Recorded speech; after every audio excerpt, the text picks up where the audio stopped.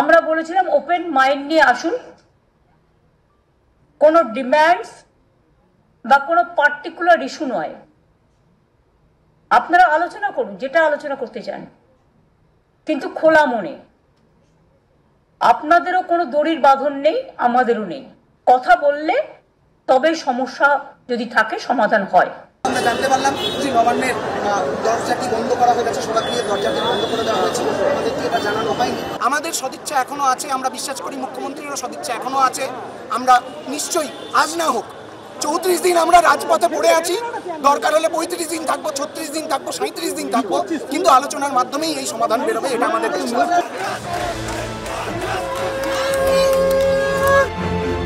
এরকম আন্দোলন বহুদিন দেখেনি বাংলা।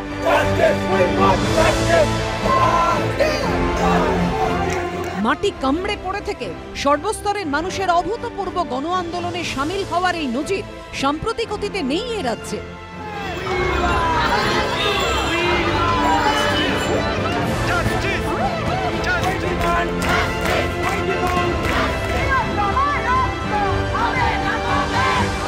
কোন রাজনৈতিক দলের ঝান্ডা নেই, কোন রাজনৈতিক দলের নেতা নেই, শুধু এক ঝাঁক জুনিয়র ডাক্তার আর তাদের পাশে লাখো লাখো সাধারণ মানুষ।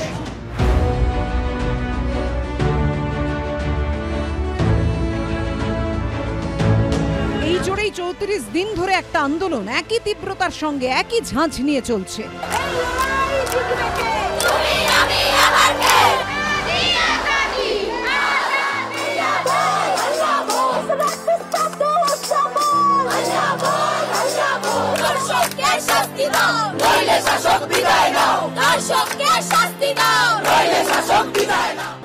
দিনের মাথায় এসে এই আলোচনা ফলপ্রসূ হওয়া খুব দরকার ছিল।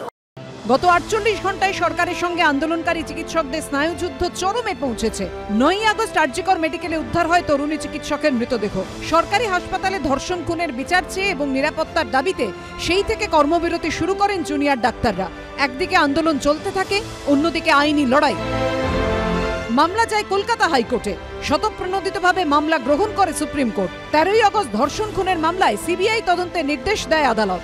এরপর রাত দখল কর্মসূচি চলাকালীন আরজিকর মেডিকেলে হামলা চালায় দুষ্কৃতীরা। যে ঘটনা ফের প্রশ্নের মুখে ফেলে দেয় কলকাতা পুলিশকে।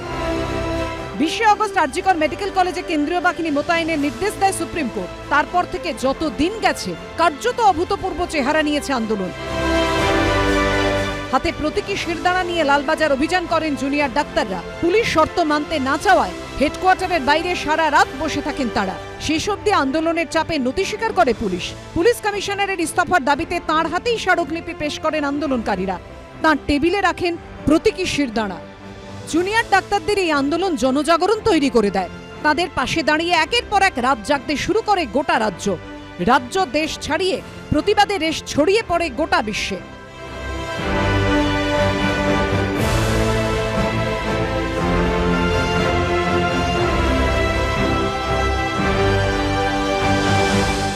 এক মাস তো হয়ে গেল, আজকে 9 তারিখ, 1 মাস 1 দিন।